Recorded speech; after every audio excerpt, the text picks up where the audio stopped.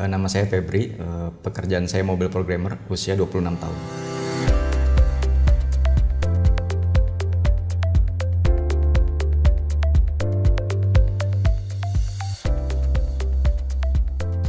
Kebetulan dulu pas kuliah juga jurusannya teknik informatika. Terus selama masa kuliah juga saya melihat bahwa saat ini era perkembangan teknologi juga makin pesat ya di Indonesia. Setahu saya sih ada 3. Pertama itu ada programmer website, kemudian ada programmer desktop. Desktop itu biasa dia bikin aplikasinya untuk perangkat komputer dan sebagainya. Kemudian ada programmer mobile. Programmer mobile itu dia bikin aplikasi untuk perangkat device yang kecil, misalkan HP, tablet dan sebagainya seperti itu. Masa depannya lumayan bagus ya untuk saat ini ya, karena kita tahu sendiri pemerintah juga lagi gencar-gencarnya untuk melakukan pembangunan di bidang teknologi. Pokoknya semua pembangunan itu kalau bisa dipakaikan teknologi di dalamnya. Menurut saya peluangnya cukup bagus untuk ke depan.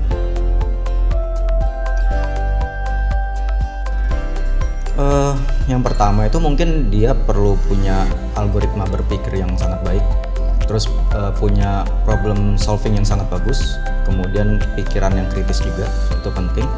Kemudian yang paling utama ya tentunya setidaknya menguasai satu bahasa pemrograman lah.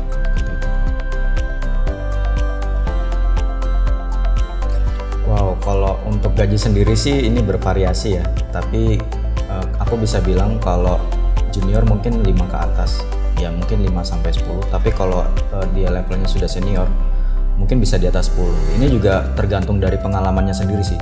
Mungkin kalau untuk yang level expert biasa dinilai dari yang pengalamannya. Semakin lama pengalamannya di bidang tertentu, tentu gajinya bakal lebih besar. Ini juga tergantung juga sama pekerjaannya mereka masing-masing, kayak job desk-nya ngapain-ngapain aja gitu.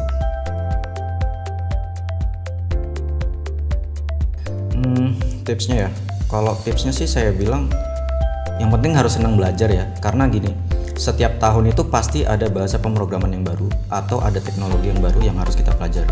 Jadi kalau kita misalkan kurang minat di bidang belajar, kurang senang belajar, itu bakal menyusahkan kita nanti kalau misalkan ada sesuatu yang baru, terus kebutuhan pasar itu butuh sesuatu yang baru itu tadi, sementara kita belum belajar. Jadi ada ketertinggalan di situ.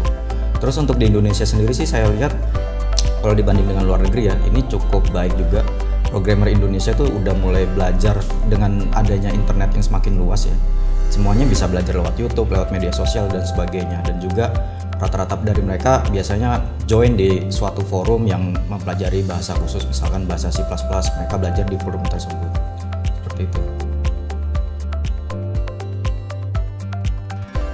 Yang pertama harus pantang menyerah ya. Terus harus senang belajar juga. Terus sering-sering kalau bisa ikut pelatihan gitu.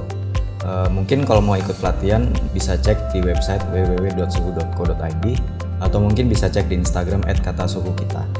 Di situ juga banyak pelatihan-pelatihan lain yang menarik juga sih.